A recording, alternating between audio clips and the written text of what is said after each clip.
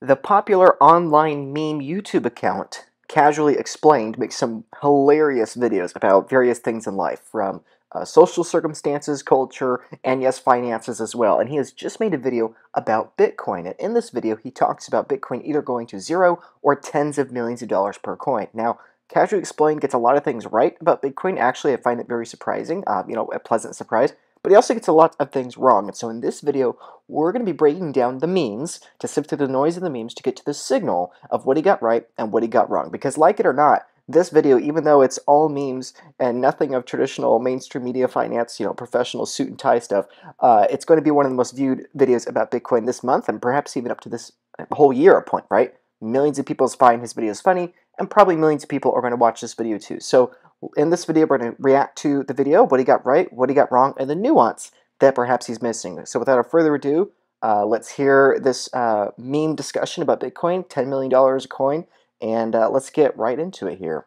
Now, as someone who doesn't get very emotionally attached to a financial investment, shoutouts to my future children, I think the best way to introduce Bitcoin is with a quote from Sun Tzu's famous blog post, The Art of War, where he said, "I fear not the man who's read 1,000 crypto white papers, I fear the man who's read one crypto white paper 1,000 times. Because if you go on crypto Twitter, God forbid, there's no more common way to dismiss Bitcoin skeptics than simply saying, do the work." So a few years ago, that led me to set aside a day to really dive into and study the Bitcoin white paper. One morning I sat down, had way too much coffee, which for me is one, opened the PDF and started reading. After just 5 minutes, I sat back and thought, wow. Because there wasn't any more pages. Not knocking the content, but if anyone tells you they did the work, just know what they meant was they read a pamphlet. Yeah, that's very true. The Bitcoin white paper, a lot of people don't know this, but the Bitcoin white paper it's not even 10 pages long. I believe it's 8 or 9 pages long, and the whole last page is all just citations anyway, which he has on this little pretend screen on the screen here. So obviously the joke is that there wasn't a lot of work involved because the white paper is so short. And I actually agree with that mock quote of "You don't fear the guy that's read 1,000 white papers, but the one guy that's read it 1,000 times." Now, I've certainly not read the white paper 1,000 times, although it's more than one, right? More than one, not 1,000, definitely closer to one than 1,000. But the point of me commenting here is saying that most of the quote-unquote work that goes into Bitcoin, and when people say that it takes work to understand Bitcoin, has a lot less to do with the white paper alone and a lot more to do with the white paper in conjunction with everything else in the world, right? So there's a lot of economics involved, there's a lot of cryptography and coding and math stuff involved, there's a lot of game theory involved, political stuff, government stuff. There's a lot of historical aspects too, and basically looking at past historical cycles. So when people, as he had on screen here, in the jokes about have fun staying poor, or Bitcoin fix this, or up only, or whatever, all the memes, right, that one hears on Twitter or Reddit or wherever else online. Yeah, I think those things are very true, but I think that's perhaps what's being missed here. That it's not just the white paper. Obviously, there's a lot more involved, and a lot of it, frankly, is about just time, right? A lot less of understanding Bitcoin has to do with how smart you are, or how high your IQ is, or if you get it and it just magically appears to you. And a lot of it has to do with how much time have you spent trying to understand it, right? If you are in the ancient world and you're trying to understand the light bulb, but all you've ever known for your entire lifetime is the candle, you're going to have a very hard time being able to understand and articulate what a light bulb is. And it's not because you're dumb, it's not because you're unintelligent, it's just because you haven't, quote unquote, done the work of reading about the light bulb for thousands of hours. You haven't done the work, quote unquote, of having your brain literally rewire to understand a new system, right? It's not that Bitcoin is that technically difficult to understand. However, it is difficult for a lot of people. The more difficult thing with Bitcoin and doing the work with Bitcoin is letting your brain adjust to it enough that it starts to make intuitive sense, right? It's the same thing with the internet. It's the same thing with electricity. It's the same thing with light bulbs, like I mentioned before. It's much less about how it actually works. It's much more about letting it rewire your brain to think in terms of light bulb, in terms of internet, in terms of Bitcoin. That's a lot more of what the work has to do. Intangible stuff, not only tangible stuff.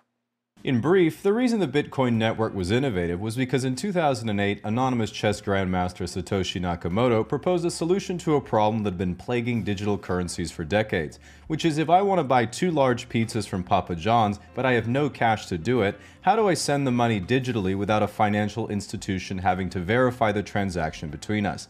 2 years later, this transaction was successfully performed, although at today's Bitcoin price, those two pizzas cost about $615 million, about the same as the entirety of Papa John's market cap at the time.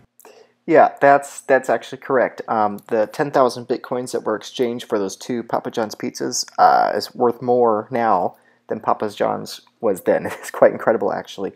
Of course, the meme he has here is that the guy's crying because he lost that $600 million of Bitcoin. In reality, he didn't lose it. He owned a lot more Bitcoin. He just spent that Bitcoin for the pizzas. Obviously, he didn't spend all the Bitcoin he had on that. He kept a lot of Bitcoin. He's doing just fine. But I know, of course, that's the meme, that's the joke, right? That you lost over $500 million, 2/3 of $1 billion on a couple of pizzas, right? What he was saying before, in context of the Papa John story, was that of the Byzantine generals problem. That's essentially what he was explaining, casually explaining, if you will, about that is the problem, essentially, that Bitcoin solves. How do you have a means of payment from person A to person B without middleman person C being the one to authorize it, right? This is the fundamental problem with political currency. It's the fundamental problem with gold. It's the fundamental problem with all forms of money up to this point in history, that you have to have somebody else verify the gold is real gold. In particular with political currency, otherwise known as fiat currency, the problem with fiat currency is that you have to have a centralized authority that's authorizing those transactions, right? So if I'm looking to pay you some money, we need a bank or a government official, some sort in the middle, saying my digital set of numbers is the correct one, this other digital set of numbers is the fraudulent set of digital numbers, right? This is why counterfeiting is illegal. This is why fraud and so many other things are heavily regulated in the banking and currency systems, because you have to have the digital numerical system we call the US dollar be finite. Otherwise, if everyone could just print dollars out of thin air, well, then the dollar would be completely worthless, right? That's why you have to have a centralized authority print the dollars into existence, right? Because you have to have that centralized authority saying, this is the correct ledger, right? And this is also true in ancient history too. Whether it's Rome or it's Byzantine or the Greeks or whomever it is that we're talking about, you have to have a centralized authority verifying that these transactions that are occurring are legitimate, right? And so the problem that Satoshi solved is that this is what it's called, the Byzantine generals problem, right? So basically, that's what Bitcoin is. Bitcoin is a system that has person A send numerical currency units or units within the system to person B without the need of a third party, of that political figure or anyone else to verify that these transactions are valid. You don't have to necessarily understand how that technically works. That's a much longer discussion. But simply put, that's what the basic innovation is, and that's what Bitcoin innovated and did. So let's keep going here. While at first glance it seems like a fairly practical problem to solve, it doesn't really explain why the price has gone up over 500 million% while I didn't have any. Bitcoin maximalists say that Bitcoin has gone up so much because one day it'll become the new global reserve currency, replacing all fiat on Earth and be worth tens of millions a coin. But then there's a whole other group of Bitcoin skeptics that say it's a scam and all going to zero. First of all, it's not possible for Bitcoin to go to zero because a guy on Reddit said he'd buy all 21 million for 1 cent each. There's also no way it can go to tens of millions a coin because that would put its evaluation at about $400 trillion. This doesn't make any sense because the Bitcoin network doesn't even sell AI graphics cards. Now that we know the proper price of Bitcoin is somewhere between 1 cent and $10 million, how do we know which direction it's going to go? Yeah, so casually explained, got some things right here, he got some things wrong here. So first, let's establish what he got right. What he got very right here is that Bitcoin's going one of two directions. Either Bitcoin is going up dramatically, or it's going to zero dramatically, right? Maybe Bitcoin doesn't literally hit infinity, but it's basically going to infinity. Tens of millions, hundreds of millions of dollars a coin. Or it's going to zero. Maybe not literally to zero, as he pointed out, but down 98, 99, 99.9%, whatever, right? So I think he actually gets that very right. I think this is something that most people perhaps don't understand, right? Is that Bitcoin cannot stay at its current price for very long in the future, because Bitcoin's supply is only shrinking, right? Both in issuance, its issuance is halving every 4 years, and additionally the remaining coins on exchanges and being held is shrinking as coins are getting lost because people don't have their self-custody done properly. And the other reason too is that of demand, is that adoption can either sway up or down dramatically. And so this idea of Bitcoin quote-unquote stabilizing around current price and saying nothing much will happen in the future frankly, I think is nonsensical. And so I think viewing Bitcoin in this kind of binary outcome of either going down dramatically or going up dramatically, I think that's generally accurate. I think most people think that it's more logical to be in the middle and kind of try to be everybody's friend and say, oh, it could go up, it could go down, or I think it'll just stabilize the current price. Actually, it makes basically no sense for it to stabilize the current price. There's too many factors in play that are too finely tuned at this specific moment for Bitcoin to be current price that it doesn't matter if you're bullish or bearish. It's basically nonsensical to think Bitcoin's going to be flat. So I think Casually Explained gets that binary uh, trajectory possibility actually really, really right. Something I think he gets wrong here, and something actually, one of the things he gets right is that the probability of Bitcoin going to zero, I believe, is very, very low, right? Just as he joked about the one guy in Reddit saying he'd buy all 21 million Bitcoin for a cent. That's not just true of that one guy. That's true of many, many people, right? There are thousands, I would argue tens of thousands of people like that one guy that will buy Bitcoin at any price. It does not matter. They are zealots when it comes to this thing. They're obsessed. They're hyper passionate. They will ride Bitcoin down basically to zero.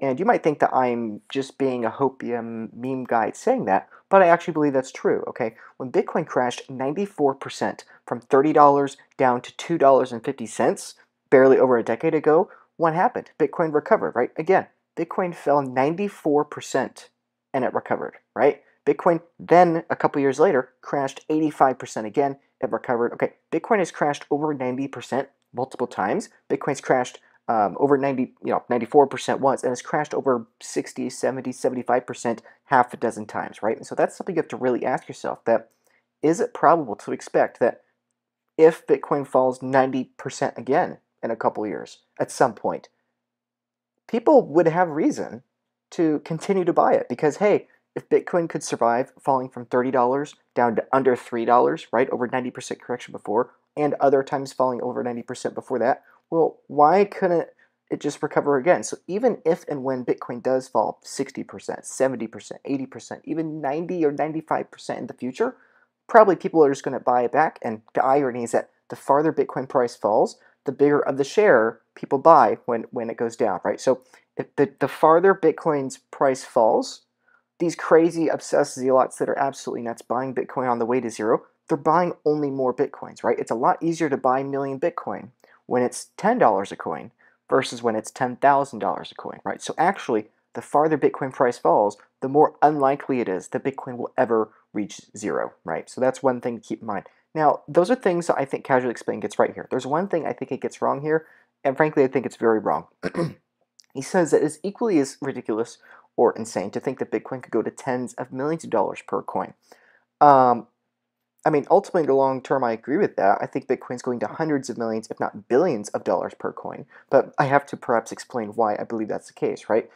He says that it's ridiculous Bitcoin could go to $10 million per coin because that would be $400 trillion. And he says that's ridiculous. But frankly, that's not from a first principles perspective. He is evaluating Bitcoin from within his current framework. Within the current framework, all the stocks in the United States are, what, 150, $200 trillion or so. All the real estate in the world is something like 300 to 400 trillion dollars or so. Bonds, another couple $100 trillion.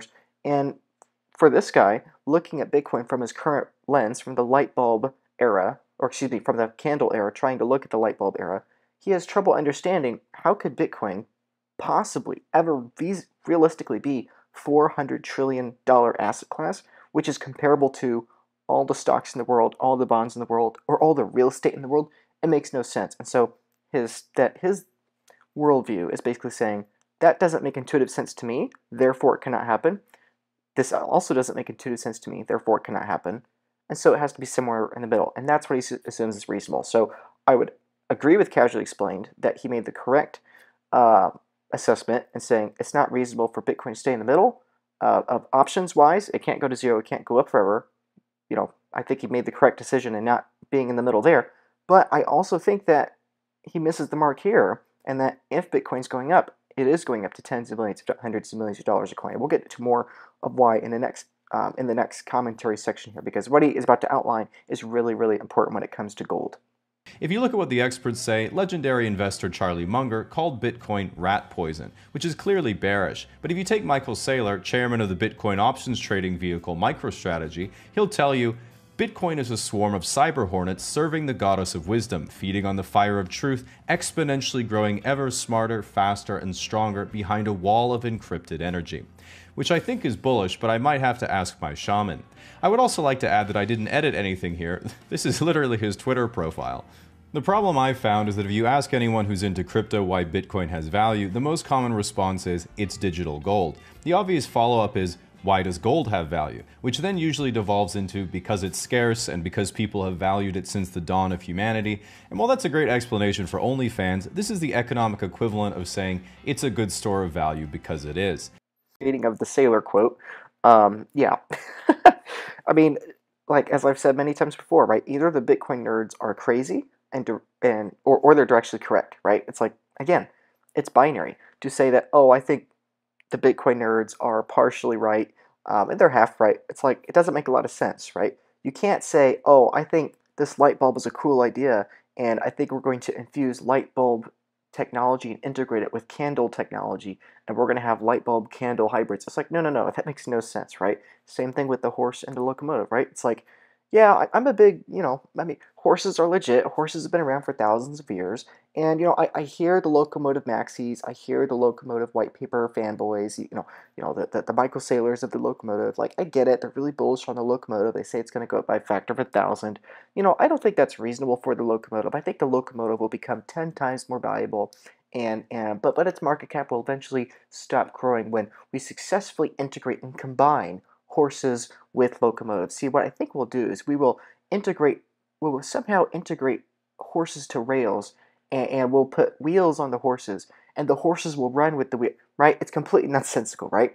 And my point in joking about that is that when you read a quote like that of Saylor, of his pinned tweet, it's like, okay, this guy's either lost his mind or he's just ahead of his time, right? I mean, that's kind of the point here, right? And I think to perhaps most people watching this casually explained video, like I said, probably millions of people are going to watch this video, that might be a little off-putting to hear about Michael Saylor's quote being that, that's why he had to clarify, this is not an edited tweet. This is actually what Saylor said, right? Because most people probably wouldn't believe it. So that's the first thing, of course, that has to be recognized. Either the Bitcoin nerds, Satoshi Nakamoto, Michael Saylor, all the Bitcoin crazy people are crazy, or they're perhaps ahead of the time, right? It's one of the two. Let's get back to the gold question here. This is a really, really good question. I credit Casually Explained for asking this question. It is the right question to ask. Bitcoin's digital gold. Personally, I don't like that explanation, but it's the one most people commonly say. Oh, Bitcoin's digital gold. And he asks why. See, most of the people, even in the broader crypto and digital asset space, they blindly say, oh, Bitcoin's digital gold, but they don't really even think through the first principles of why they're saying that. They just say it because it's what they've heard and it's just what they spout out, right? So I would even think most people within Bitcoin have really addressed this question. So let me address this right now. Why is Bitcoin digital gold? Why do we call it gold? Well, why does gold have value? To his question. The reason gold has value is because it takes energy to produce, right? Why is it that, well, even this picture frame behind me actually is, obviously it's not real gold, but gold is so ingrained into us psychologically that, we will have gold on our picture frames, right? Because it's perceived as valuable. It's perceived as something that takes energy to produce, right?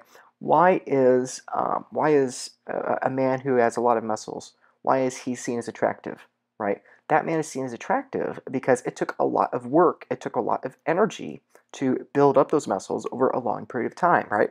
Why is it that peacocks display all of their colorful feathers to their potential mates, right? Why is it they do that? Because it takes a lot of work and energy to have those feathers and display those feathers and maintain those feathers, and be a healthy specimen to do that, right? Why is it that people find individuals? Why do we have so much human culture and society and status based on what is your income, how big is your house, how expensive is your car, how many vacations have you been on, this and that, the other, right? Why are we so obsessed with that in our cultures? It's because, and we see this no matter you're a billionaire or you're in the global south, global poor, whatever, no matter your wealth ranking, no matter where you are in history, we are driven towards pursuing things that take more work to produce, right? It takes more energy to build or buy a bigger house than a smaller house. It takes more work to get a bigger promotion than a smaller promotion, right? And so before gold, What did we use to store our value? We stored our economic purchasing power and value in things that took work to reproduce, that other people would value, that had consistent demand, right? So before gold, we had things like salt, things like wheat, right? Things like cows, right? These kinds of things that, okay, cows take work to grow, salt takes work to locate, right? Wheat takes work to harvest, right? These things take work to produce. And I believe that if other people are going to be around in the future, they are also going to want these things that took work to produce. Now, the problem with cows is that the cows will happily breed and make more cows, right? So there's not a limited supply of cows. With salt and wheat, right? Humans can make more salt and wheat because we need those things to live. We will constantly work for more, right? And so something that naturally emerged across the entire planet was people beginning to value gold. Now, why did we value gold versus cows? Well, gold doesn't have intrinsic value. I can eat a cow. I can't eat gold. Gold's a scam, right? No, gold actually has real value. It has real monetary properties. And those monetary properties are that gold takes energy to produce. You can't just manifest gold out of thin air, right? You can't take a male bar of gold and a female bar of gold and they'll suddenly breed and have new gold, right? Gold takes energy to produce. It takes work, right? You have to take a pickaxe. You have to use those big muscles that we talked about before, especially if you're a big, strong, muscular man, and go into the ground and hit the ground with your pickaxe or whatever, and get out the gold, right? Or sift for gold, in a river or whatever you're going to do. It takes energy. It takes calories. It takes muscles. It takes blood, sweat, and tears to get gold out of the ground. Now, there's another reason that gold has value too. Not only does it take energy to produce, but it's relatively finite, right? Gold, unlike more common materials in the world, like dirt, or like manure, or like trees, wood, right? Unlike those materials, gold is more finite, right? So not only does gold take energy to produce, like cows and salt and wheat, but gold is more finite than most other materials in the world, right? Now, there's a problem with that. Some other materials are more finite than gold, right? Take palladium, for example, right? Palladium and many other materials, the minority of materials in the world, but still a significant number of materials, are more abundant than gold. So why do we choose gold? Because gold is decentralized. Gold is distributed across the entire planet, right? This is why humans decided to value gold. Is because, again, if we go back to the cow, wheat, and salt example, if I value cows and wheat, but you don't because for some reason you don't like to eat, well then my cows and wheat are worthless to you, right? Again, properties of money, things that take energy to produce, therefore they can't be made out of thin air, that other people also want, right? And so, unlike these other materials I'm mentioning, like palladium, gold is distributed around the world, and so, or at least it's more distributed than most of those other rare metals. And so, gold naturally emerged in different pockets and empires of the ancient world as, hey, this thing takes energy to produce, and we can turn it into jewelry so we can display it, right? We can play the wealth game, the status game with it. It's not unworkable like other materials, right? And it's durable over a long period of time. Oh, hey, and these other kingdoms also have done the same thing. And so naturally, both initially within kingdoms and empires, and then eventually cross-culturally through different empires, gold became this naturally decentralized thing that today, for thousands of years, we all understand. Gold takes energy to produce. It's in our vocabulary. It's good as gold. We use it culturally, right? Again, even as Fox Borders in our portraits, right? Gold is something we all have now come to understand is something of that status. So what on earth does this have to do with Bitcoin? Let's get back to Bitcoin here. What is Bitcoin? Bitcoin takes energy to produce. It takes computational energy to produce. It takes capital to buy. It takes electricity to produce, right? You have to validate the blocks, right? Bitcoin can only be created via the electrical expenditure of computing power, right?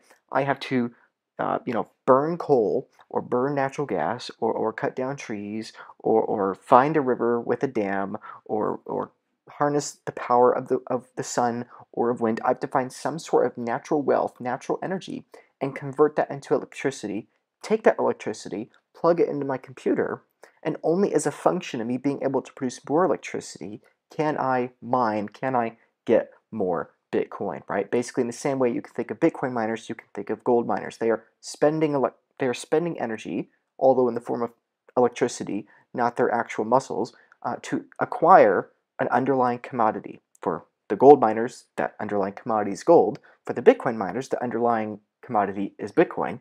And they are trading it with other people that also value that commodity. Why? Because it takes energy to produce, number one, because it's relatively scarce or finite, number two, and number three, you can use it as a status symbol with other people to rank how much purchasing power, how much energy one has over the other, right? That, in short, is why Bitcoin is comparable to gold, right? What are the properties of gold? It takes energy to produce. The big emphasis here is energy. Bitcoin works because it takes a lot of energy to reproduce it, right? And we'll get more to this in the next commentary here.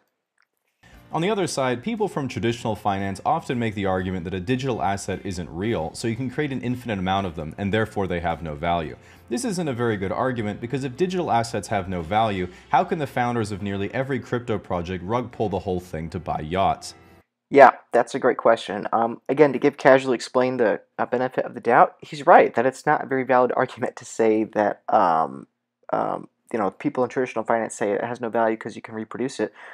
Yeah, the code, Bitcoin's code, is actually very easy to reproduce, right? I could copy paste Bitcoin's code and create a new Bitcoin in a matter of minutes this evening here, right? But why is nobody going to buy Luke Bitcoin? They're all going to want legit, real Bitcoin, right? And this isn't theory, right? We see it with Bitcoin Cash, we see it with Litecoin, Dogecoin, and many other proof-of-work tokens. Bitcoin continues to be king. Bitcoin continues to dominate all these other ones. Why is it? It's the same thing as saying gold has no value because I have worm excrement. It's like, yes, you can create another substance, another commodity, like gold, but the problem is that this other commodity doesn't have the same properties as gold. Like everything I was talking about before, right? And so all these other tokens, yeah, you can make perpetually more digital tokens. You can make perpetually more Bitcoins, but the thing that's going to have the value is the dominant, longest lasting form proof of work commodity. The longest commodity that takes energy, that was decentralized in its origin, and that other people also value, the biggest network effect. That is going to be the one that wins, right? In the same way now today, nobody's talking about worm excrement. Nobody's talking about having a hyper dirt future where dirt is the monetary standard, right? What? Gold. Gold was the monetary standard of the colonial age and of the last couple of thousand years. And now for the digital age, for the internet age, what is the dominant digital numerical system that takes energy to produce, which means therefore it's inherently energy intensive to reproduce, that was also decentralized and it's bound, right? I mean, obviously it's Bitcoin, right? All these other digital tokens, all of them, yes, all of them. Again, going back to the I haven't read 1,000 white papers, only read one white paper, that kind of joke, right? All these other tokens, they are all created by centralized parties, right? Again, not solving the problem Bitcoin solved, right? The two generals problem, right? They don't solve the two generals problem. And additionally, even if they did theoretically solve the two generals problem, what they don't achieve is they don't achieve the same network effect that Bitcoin has had, right? And again, this is why I'm talking in this video about memes, right? Memes are really important. Everything in life is a meme. Bitcoin is a meme. The meme coins are a meme. Gold is a meme. Stocks are memes. What are memes? Memes are ideas. Everything in life is an idea, and the best idea wins. And Bitcoin is the best idea, right? You have Bitcoin Cash, you have Bitcoin Satoshi Vision, other Bitcoins, Bitcoin project things that copied Bitcoin, but because they weren't the best meme, because they didn't have the best network effect, because they were an inferior idea, the better idea won, the idea that took more energy to reproduce won. And so as to the question casually explained here of why do all these crypto digital token people rug pull on everyone that buys for their yachts, it's because they don't actually believe in it, right? Because just like this chart that we had on screen here of the price going up then collapsing, it's because what are these crypto founders doing? They are creating a digital numerical system. They are pushing it out to world and saying, hey, buy my hype token because we're going to the moon, baby, whatever. And then in exchange for the fake energy they created out of nothing, they push it onto you. And in exchange, they get your real energy, right? They get your US dollars, they get your gold, they get whatever you've traded or sold to buy their stupid token. And then they dump on you when they have enough energy, they think they can run to the hills and go buy the yacht or whatever, right? And this is the fundamental difference with Bitcoin. If you have a centralized entity creating tokens out of thin air and distributing it to you in exchange for your things that take real energy to produce, that is a scam, right? Frankly, even the dollar, this is essentially what we see, right? The US government creates dollars out of thin air. They give these dollars to you and the rest of the world in exchange for oil, in exchange for guns, in exchange for labor, in exchange for political benefits, which do have real world energy consequences. And that's essentially what we're looking at here with these digital tokens, right? Bitcoin's different because Bitcoin, there was no central issue. Not even Satoshi Nakamoto was a central issue, right? Every single Bitcoin in existence took energy to produce, and there was no central authority issuing Bitcoins to people or decreeing Bitcoins to people, unlike all of these digital token projects. And that is why they all get rug pulled and they go off and buy their fancy yachts.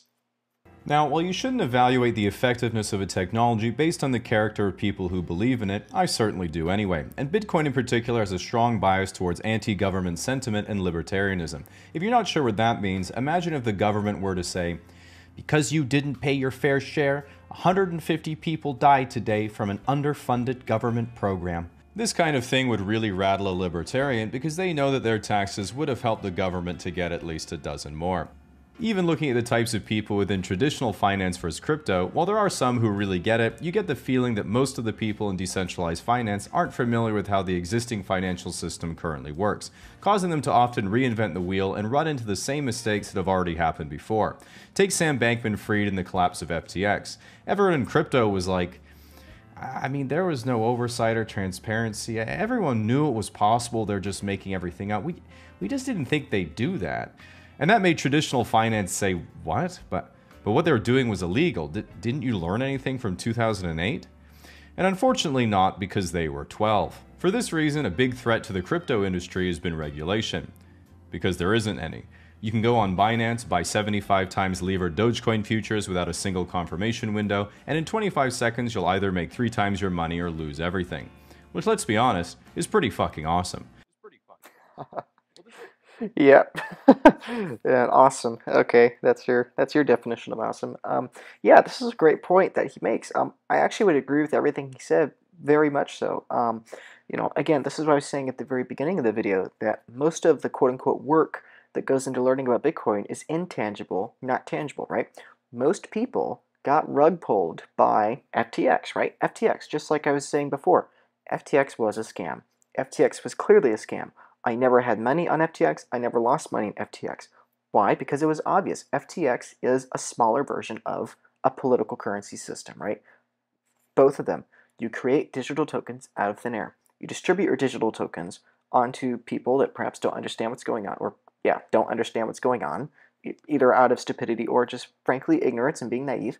And then when you have enough, you run for the hills, right? That's exactly what FTX did. This is exactly what we see in hyperinflations in various countries around the world across the decades and centuries, right? And yet again, if somebody says, oh, I'm bullish Bitcoin, I think Bitcoin good, I think Bitcoin going to $300,000 a coin, but they cannot articulate what the difficulty adjustment is, if they cannot articulate what backs Bitcoin, if they cannot articulate how the current financial system works, right, especially the bond market, if they cannot articulate why gold is valuable, and if they cannot articulate why FTX was a scam, or even worse, if they lost money on various scams, right? These people don't understand what Bitcoin is. Yes, they might be buying Bitcoin, and yes, they might be saying the same catchphrases and cliches of Bitcoin, but they don't actually understand what Bitcoin is, right? And I don't say that to say like, oh, I understand it. No, I'm not saying that. I'm just saying that most people in most subjects have no clue what they're talking about, right? Most people that are into stocks, frankly, don't know how the stock market works, right? Most people that are into Bitcoin don't know how Bitcoin works, right? And this is the common point I'm making, that Casually Explained makes great points here, that people naively believed that FTX wasn't going to rug pull them. This is different this time. It's like, no, it's not different this time, right? Every single time you give human beings the opportunity to exchange fake energy printed out of thin air in exchange for real energy that takes work to produce, they are going to leverage that disparity every single time. It doesn't matter if it's the US government that's fully regulated, and it doesn't matter if it's FTX, which is unregulated. It doesn't matter if you're pro-big government or anti-big government. Either way, humans are in control in either way. This is why, again, you need a digital monetary system that solves the two generals problem, that has money go from person A to person B without the middleman person. Because as long as there's a slot for that middleman person, they are going to exploit it at some point in the future. Well, this has begun changing a lot in the last few years after so many people were losing all their money repeatedly. There is also a lot of environmental criticism brought towards crypto because the process of mining new Bitcoin is extremely energy intensive, as the process is done by brute forcing math problems with a huge amount of compute. Bitcoin mining was actually banned in China because the government decided the amount of energy being expended to solve arbitrary math problems was excessively wasteful, and it would be much more productive to use those children for something else. That's a dark joke. Oh my goodness. It's a dark joke. Um, yes, dark joke, but yeah, great points, right? Bitcoin uses a lot of energy. Why does Bitcoin use a lot of energy? Because again, brute force, emphasis on brute force energy cost is being expended to produce the new Bitcoins, right? Or to discover the new Bitcoins, right? Yeah, he's spot on with that. That is technically correct, right? And frankly, a lot of people don't get that right. And please be nice to casually explain in the comments. I think this is genuine video about Bitcoin from Casually Explained because he gets that right. And this is one of the biggest misconceptions in all of Bitcoin, right? People think Bitcoin is solving complex mathematical algorithms. That's wrong. Bitcoin is brute forcing energy with Bitcoin. That is a complete 180 difference. And if somebody, and I see this all the time in mainstream news, they say, oh, Bitcoin uses too much energy because it is solving complicated mathematical problems. That's just wrong. That's just flat out technically not true. It's also, economically it's ridiculous, but it's just technically not true, right? So Casually Explained gets that right here.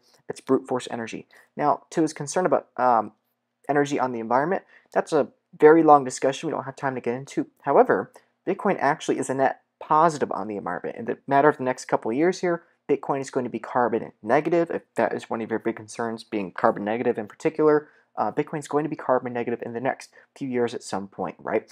Now, China did not ban Bitcoin because they were concerned about the climate. Actually, China is the worst contributor to carbon emissions and many other environmental problems to date, right? China is way worse than the United States and the rest of the world when it comes to this, but China did ban Bitcoin, right? And actually, it's even worse than that. Casually Explained only mentions one time that China banned Bitcoin. China actually has banned Bitcoin numerous times, along with many other countries, right? In fact, there was a country just this week that lifted their ban on Bitcoin. I forget which one did. It was a South American country, I believe. I don't remember. I think it was Bolivia, actually. Someone correct me in the comments, but I believe Bolivia had previously banned Bitcoin, and they just this week unbanned it, but that country might be wrong. But anyway, the point is, numerous countries have banned Bitcoin. Why have they banned Bitcoin? Because they're viewing Bitcoin as a zero-sum game, right? These are people that are from the candle era, and they're saying, oh my goodness, this light bulb stuff is scary. Look at how much tungsten we're going to have to produce to make the filament in these light bulbs. How on earth are we going to make this much glass for a light bulb? How on earth are we going to get the vacuum within that glass bulb to make a light bulb, right? How on earth are we going to install all the power lines and everything necessary to make the electrical grid to power all these light bulbs, right? Let's just stick with the candle. The candle is better, blah blah blah. If you're pro light bulb, it's just because you're invested in light bulbs and you're anti-human, you want to see the whole planet burn up, right? This is the same kind of logic that just because Bitcoin uses energy does not mean it's bad for the environment. And actually, in many cases, it's better for the environment, right? Light bulbs were better for the environment than candles and oil lamps. Why? Because we were forcing whales to extinction by killing them all for their blubber for lamps. And so you can say, oh, light bulb bad because light bulb use energy and energy kill planet, right?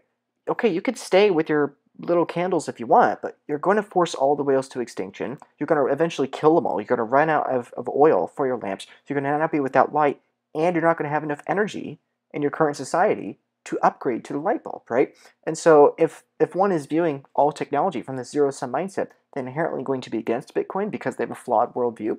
But, and this gets into a longer discussion too, but because Bitcoin because Bitcoin miners and energy producers are chasing the lowest marginal cost of energy production, that means that Bitcoin mining disproportionately actually is chasing and therefore incentivizing renewable energy projects, hydro projects, right, and other alternative sources of energy projects, right, like methane flaring, especially methane venting.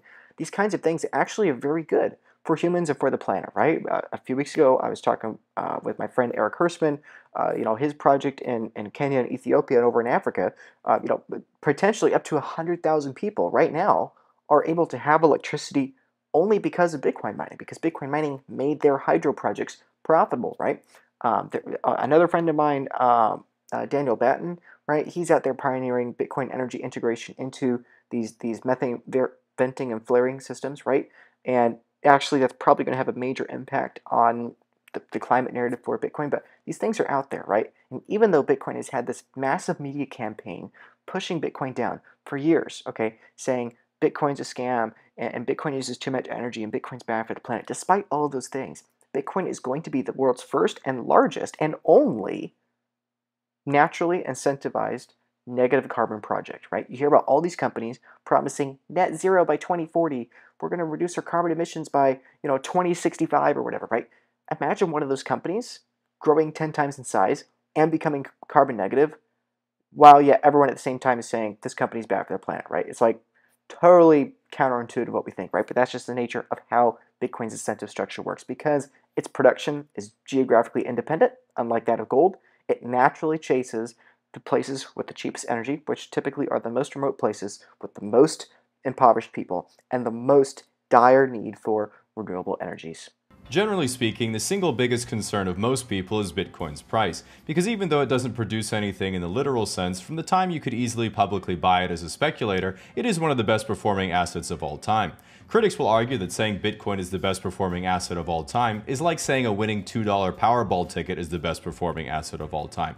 But if you bought a winning lottery ticket, you would gladly look that person dead in the eye and say, correct. There are two popular theories of pricing Bitcoin that are thrown around enough to be worth considering. The first common theory is it'll take at least half the market cap from gold because they serve similar monetary purposes, which would put them both at around an $8.4 trillion market cap at today's prices, or $420K a coin. This makes a lot of sense because the biggest Bitcoin bull I personally know is the 76-year-old guy who owns the penthouse in my apartment complex, who may or may not be the Baron from Dune. He owns a commercial weed farm, and while weed stocks aren't doing so well, the man needs a new backsplash for his kitchen. Yeah, so funny jokes, funny jokes. There's one technical thing that casually explained, gets wrong here. And there's one intangible thing he gets wrong here. The intangible thing's a much bigger deal, but starting with the tangible thing. He has in this little math equation that Bitcoin's going to take half the market cap of gold. And what he does is he takes the actual market cap of gold, right, and he divides it by 2 and says Bitcoin's going to get half of that, right? And that's going to shrink the gold market cap.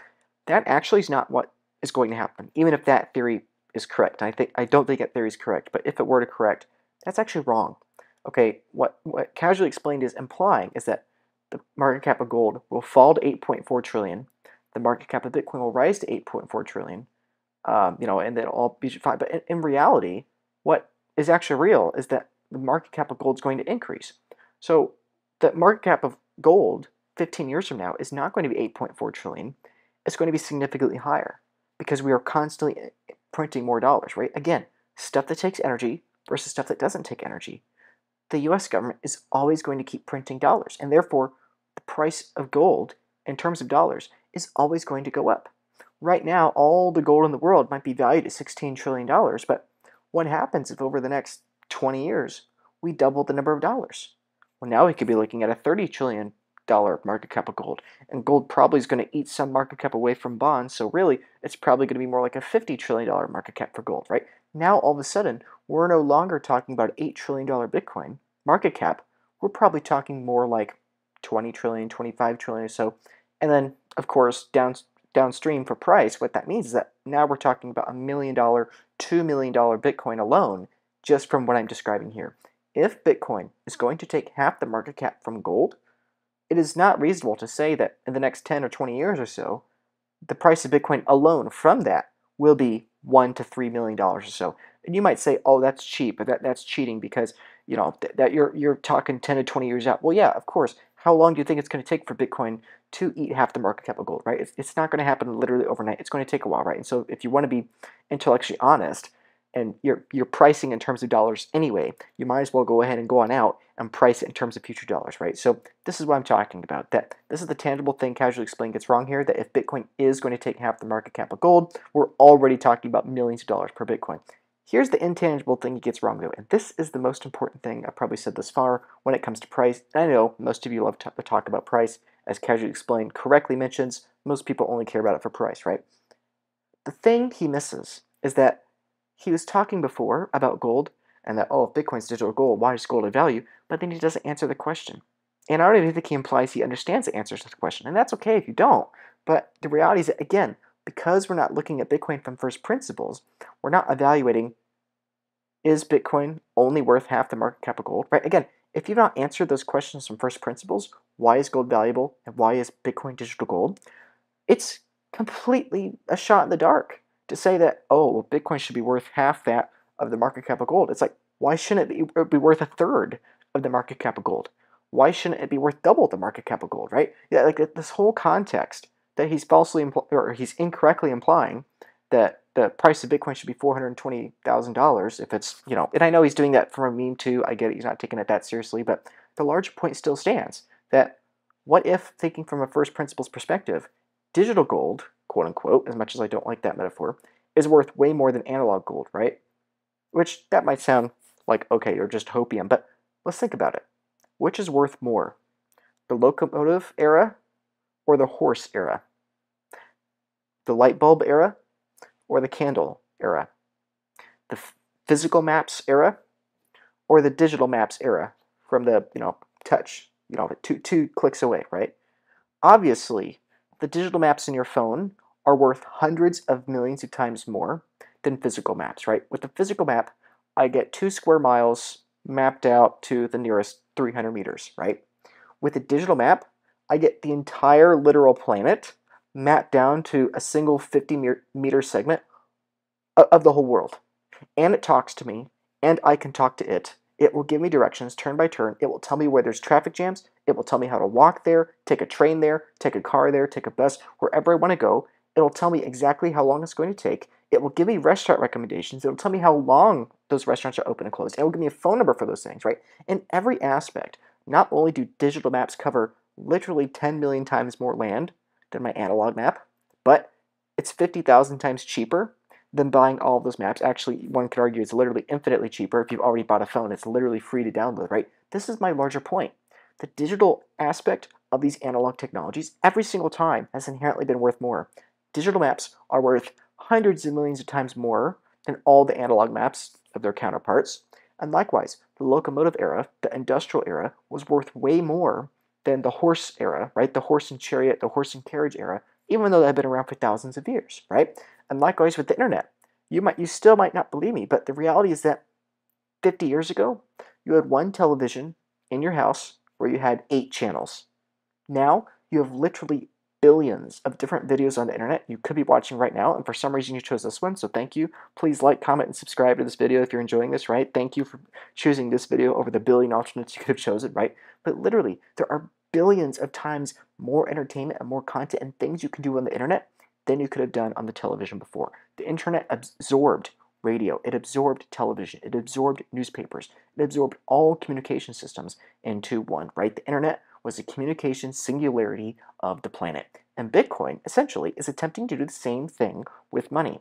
Bitcoin's trying to absorb all the different political currencies. It's trying to absorb all the monetary premium we give to all these assets, right? In the same way that the digital maps is trying to absorb all the analog maps of all the countries in the world, Bitcoin's trying to absorb all the political currencies of the world and all the monetary premium we give to real estate, we give to stocks, we give to bonds, we give to everything else, including gold, right?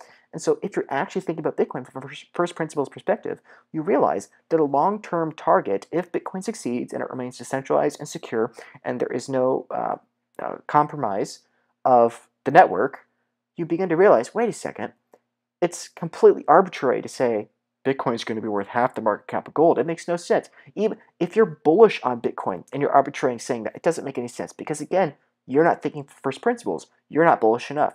In reality, Bitcoin should be worth more than all these other assets, probably combined, perhaps multiplied together if you're a hyperbole. And now we're talking about tens of millions, if not hundreds of millions of dollars per Bitcoin in purchasing power. And if you're actually going to price it in terms of made-up digital tokens created by FTX, Sam Bankman-Fried, or by the US government and Jerome Powell, it doesn't matter. Either way, a system that works is inherently priceless in terms of a system that doesn't work. And granted, the American political currency system doesn't work on a longer time scale than the FTX token system worked on a shorter time scale. In the end, there is no top to Bitcoin in terms of FTX token prices and in terms of US dollar prices. Bitcoin is going up forever. It's not magically stopping at some point when it reaches half of some market cap of some arbitrary other asset that you determine.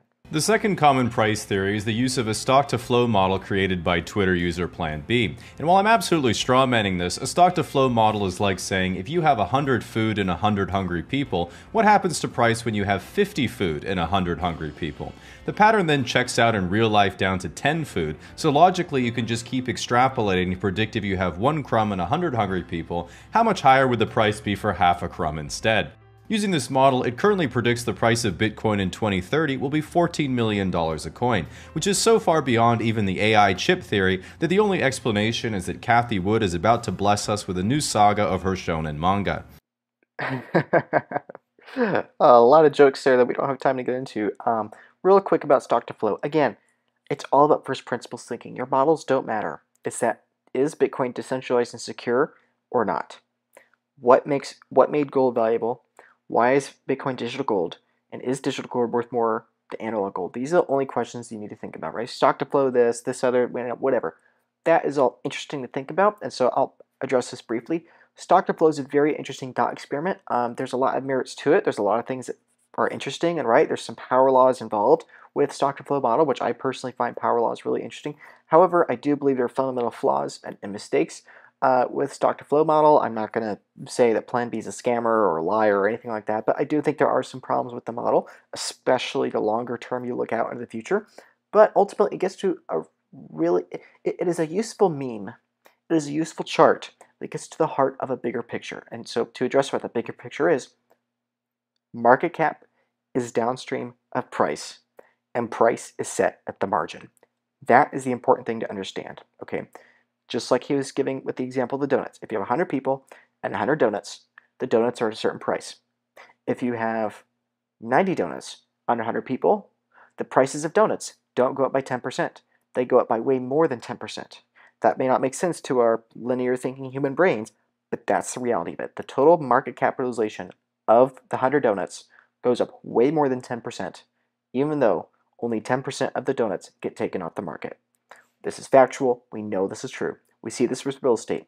If you have 100 houses in a neighborhood and each house is selling for $200,000 and you have 10 houses suddenly hit the market, the total market cap of all the houses in the neighborhood falls faster than the actual percentage of the houses that hit the market. Why? Because market cap is downstream of price, and price is set by the buyers and sellers on the margin. And so stock to flow, while I do believe it has many long-term failures, it is very interesting to look at the history and see how thus far, at least visually, there seems to be some correlation, right? Especially, again, this is a meme, we're talking about people's perception of it, right? And it's just something to think about, right? Would I bet my money on stock to flow?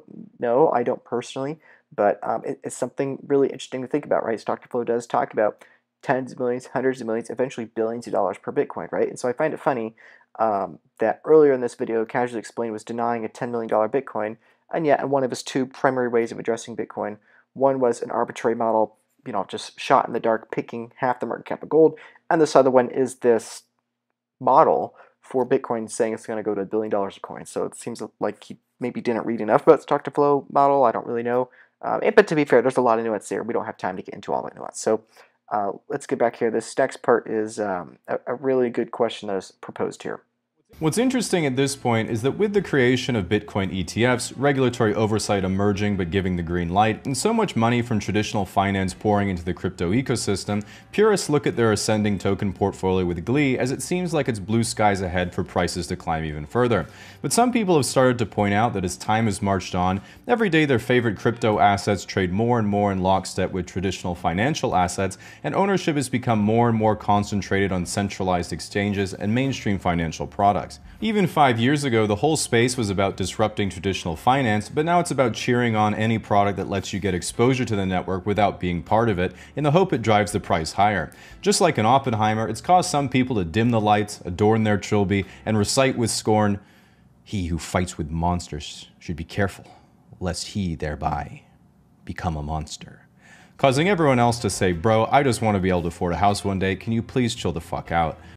Yeah, so it's a really good point he brings up here, right? The question is Bitcoin becoming too centralized in ownership? Bitcoin's trading more and more like institutional assets. Should we be concerned about that? And this and the other. This is one of those areas where I can't tell. I don't know if Casually Explained is just appealing to his audience because these are the common concerns that the average person has, or if that's actually what he believes. If this is actually what he believes, respectfully, I would say he's wrong. These things are factually not true. Bitcoin is not trading like an institutional asset. You might say, oh, well, in this arbitrary time period is trading like the NASDAQ. But if you actually look, you can, if you actually do the math and you actually look at the charts, you can, for any period of time, say it's trading like any other asset randomly. But to say comprehensively it's trading like any other asset on Wall Street is just factually wrong. Number two, he also pretends like there was this original ethos of we're going to, be against all the banks, and now only recently that's changed. Actually, it's not changed. Hal Finney was the first human being to have a transaction on the Bitcoin blockchain, Block 170, along with Satoshi Nakamoto. And he himself, in 2010, a whole year before Bitcoin had a first price of 6 cents, was talking about how in the future Bitcoin would be adopted by banks and there would be digital banks, for years, right? Over 5 years now, we've had development on the Lightning Network and other layer twos. Basically those are kinds of digital virtual banks. You can think of them that way, right? Most Bitcoiners, or most core Bitcoiners, not the Bitcoin Cash people or the alternate proof of work token people, but the Bitcoiners that have been around here from the beginning, and the Bitcoiners like myself or Michael Saylor or others that are here today, all understand that eventually Bitcoin is going to be adopted by the banks, right? Michael Saylor and I had dinner a couple weeks ago, and one of the things that was mainly discussed at dinner was about how are banks going to adopt Bitcoin, right? Bitcoin is not about being anti-bank. It's about reducing the human element from the monetary supply of money, which actually makes the banking system better, okay? This is going to be unpopular saying it, but the banking system under Bitcoin is going to be 10 times, if not 100 times, more valuable than it is today. And I know that might sound crazy being said from a Bitcoiner, especially someone that probably leans more towards that libertarian, anarcho-capitalist leaning, right? Whatever. But yes, Bitcoin is better. And Bitcoin is going to make governments grow, and it's going to make banks grow. However, it's going to shrink the aspects of these governments and banks that are corrupt, right? Okay, let's say big government, big bank, whatever. These things might become 10 times more valuable in the future because Bitcoin makes them more valuable. It makes them more usable in the global economy, while, let's say, hopefully, reducing the corruption by a factor of 10, maybe in a factor of 20 or 50, right? Basically, what Bitcoin is probably going to do is going to make the energy sector, the technology sector, the banking sector, it's going to make all these things bigger, but hopefully reduce the percentage of global wealth that is going to the banking and government systems, because the banking and government systems, as they are now, are artificially abstracting wealth from people, right? And so this whole idea of that, it's again, the zero-sum mindset that for Bitcoin to win, the banks have to die, that's nonsensical. Bitcoin is a Trojan horse to get into the banks and make them more moral, make them align incentives with their users and with everyone else, because Bitcoin naturally enforces that, right? That's what we're trying to do. That's what we're looking at here, right? And the other one thing that's just factually not true is that with the approval of the ETFs, there's this common meme or this common idea that's spreading around that, oh, because the ETFs are buying more Bitcoin, that means that Bitcoin's becoming increasingly centralized in holdings. That's actually just factually not true. Okay, that's something that Casually Explained in here says. And again, I don't know if this is just him not doing the research or if this is him doing the research and intentionally overlooking the research to create an oversimplified video for people. But either way, it's wrong. Bitcoin's actually becoming more distributed. Okay, this is true. If you look at HODLways, if you look at the initial coin ownership from people a decade ago to now, in every aspect, coins are becoming more distributed, right?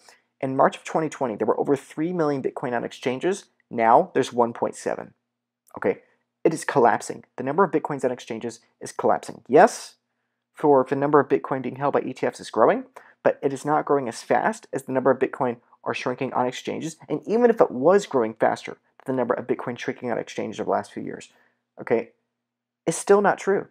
It's still not true because when the value of Bitcoin goes up by a factor of these big banks and big holders and governments and corporations buying the Bitcoin, they are also forcing up the value of Bitcoin for all the people that don't have their Bitcoin within that system. And so even if the price of Bitcoin rises, as these centralized entities are buying and gobbling up all the Bitcoins, it actually means that they're increasing the value with outside the system too, right? I know that might be counterintuitive to some people to understand, but essentially this is one of the only parts of the video that he really objectively, factually gets things wrong, in my opinion. In my view so far, despite a lot of people telling me they've done the work, much like the Bitcoin blockchain, I'm still looking for proof. And personally, I haven't been able to find anyone who I think really has a convincing argument for the future of the technology or the price, and it's pretty much hopes, dreams, and speculation all around. Yeah, I wouldn't disagree with that partially. I think most people in Bitcoin probably don't really understand Bitcoin. And again, that's not to say, oh, I do, you should listen to me. That's just to say that, again, most people in Bitcoin still hold their Bitcoin on exchanges. And if you hold your Bitcoin on exchanges, you're naive, you're ignorant, and you're probably going to lose all of your money. If you hold your Bitcoin in the Bitcoin ETF, you're not quite as ignorant, you're not quite as delusional, but you're still pretty delusional, you're still pretty ignorant, and it's still very likely you're going to lose all of your money, if not probably most of your money, right? Do not hold your Bitcoin on exchanges. Do not hold your Bitcoin ETF. The fact that most people that own Bitcoin own their Bitcoin on these platforms is evidence of what I'm saying is true. Most people owning Bitcoin do not understand Bitcoin. They don't have an intellectual argument for Bitcoin. They just heard one or two little tidbits here and there that kind of made sense to them. They kind of got a partial view of what the future might be, and so they smash bought $2,000 worth of Bitcoin. Now they think they're going to be just fine because they hold it on Coinbase, right? Whatever. Those people don't really understand Bitcoin. I'm not mocking them. I'm just saying that they don't, and that's okay. They're on their way to understanding the light bulb, but they haven't had their light bulb moment yet, right? And so regarding Casual Explains criticisms here, I think there's, this video is a very good summarization of probably most people's perspective when it comes to Bitcoin. He clearly has done some work when it comes to learning about Bitcoin. He clearly understands a lot of the theses and the cliches that the Bitcoin people talk about when it comes to Bitcoin. I give him credit to that. There are some factually incorrect things that are said, especially towards the latter half of the video. And also, I think that he has arbitrarily, said $10 million is not realistic because, in my mind, I cannot envision a market cap that high. In reality, a market cap that high is entirely possible. He thinks a $400 trillion market cap for Bitcoin is unreasonable. I do not believe it's unreasonable. Number one, because Bitcoin is inherently worth more than all of its analog counterparts combined if it survives or remains decentralized and secure. And number two, if you're pricing it in terms of dollars anyway, there is no top for market cap, right? So I do think that Casual Explained is right here, but he's also wrong, perhaps not for the reasons people think. And ultimately, at the end of the day, what should you do about this? I think this next final segment is going to be the one that is most useful to you. That is except for one person, a Bitcoin Talk Forum member from 2013 named GameCube, who during a huge sell-off titled the thread, "I am hodling," where he went on to say, "I typed that title twice because I knew it was wrong the first time. Still wrong. Whatever. Girlfriend's out at a lesbian bar. BTC crashing. Why am I holding? I'll tell you why. It's because I'm a bad trader, and I know I'm a bad trader. Yeah, you traders..." You good traders can spot the highs and the lows, pit-pat, piffy, wing-wong-wang, just like that and make $1,000,000? Sure. No problem, bro. I should have sold moments before every sell and bought moments before every buy, but you know what? Not everybody's as cool as you. The people in between hold. You only sell in a bear market if you're a good day trader or an illusion noob. In a zero-sum game such as this, traders can only take your money if you sell. So I've had some whiskey. Actually, on the bottle, it's spelled whiskey. He then passed out, not realizing the profundity of his own words, because everyone had recognized the hodler in themselves too. To me, GameCube is a man who finally cracked the code on not just Bitcoin, but life in general. You can't make a bad decision if you never decide, you can't have a regret if things could never be different, and of course what I've now adopted as my golden rule, your girlfriend can't leave you for another man if she's cheating on you with a woman. Now, unlike your girlfriend leaving you, one thing you can't solve by just saying no is data brokers getting their hands on your information, who then turn around and sell that data to... Yeah, okay, then we go into his little ad at the end of the video. But yeah, so the hodling infamous post, that was from December 2013. The price of Bitcoin at the time was just a couple $100. It was in complete free fall. Bitcoin was $1,100 the previous cycle top, and it was down, whatever, 80% or so, on its way down to a couple $100. If he did hold those Bitcoin, he's probably got well over 100 Bitcoin, right? I mean, if just couple $100 a coin, it's not unreasonable to think that this poor guy that was drinking himself, drinking his brains out while his girlfriend was at a lesbian bar, poor guy, probably had well over 100 Bitcoin, right, or $10,000 worth. So if he held the Bitcoin and he didn't trade it like he said he wasn't going to, he probably has millions and millions of dollars worth of Bitcoin, right? And so that's my encouragement at the end of this video, right? That you don't have to fully understand Bitcoin. Technically, that's okay. I would encourage you to understand the technicals, yes. Focus more on the intangibles, and I'm not saying don't do your work on the intangibles, right? If you want to go down, if you want to go down that prime number proof of work, that rabbit hole, go for it, right? But for most people will never understand how Bitcoin works. In the same way they will never understand how the internet that you're watching this on works, or they will never understand how a car works. All they need to know is that the car works, is that the internet loads, and that the light bulb turns on when they turn on the light switch, right? It's the same thing with gold, right? Most people throughout all of human history did not know why people chose gold as the dominant, commodity, for store of value, but yet we all say it's as good as gold, right? So you don't have to understand how Bitcoin works. I'd encourage you to learn about it if that interests you, but ultimately understand that if Bitcoin remains decentralized and secure, where there's no human middleman, where there's no human counterparty that goes from person A to person B, without the political or banking institution in the middle, what that means is that Bitcoin is probably trending up indefinitely forever and not trending down to zero. And so as long as you're an optimist on the future, and you believe that there's going to be more humans in the future, more technology in the future, more productivity in the future, more political currency in the future, Bitcoin probably is going to absorb those things. In the same way that the light bulb absorbed all of the value of the candle era combined and then multiplied by 10x, or likewise how the digital map era absorbed all the analog maps combined and multiplied it by 100x, and the same way that the internet absorbed the newspaper, the radio, and the television station combined and multiplied it by 1,000,000, Bitcoin probably is going to do the same thing. Bitcoin is going to absorb all the political currencies, all the monetary premium we give to gold and to silver and to bonds and stocks and real estate and whatever else, art, whatever. It's going to absorb all that and probably multiply it together. And in that case, the value of one Bitcoin is not going to be $10 million a coin.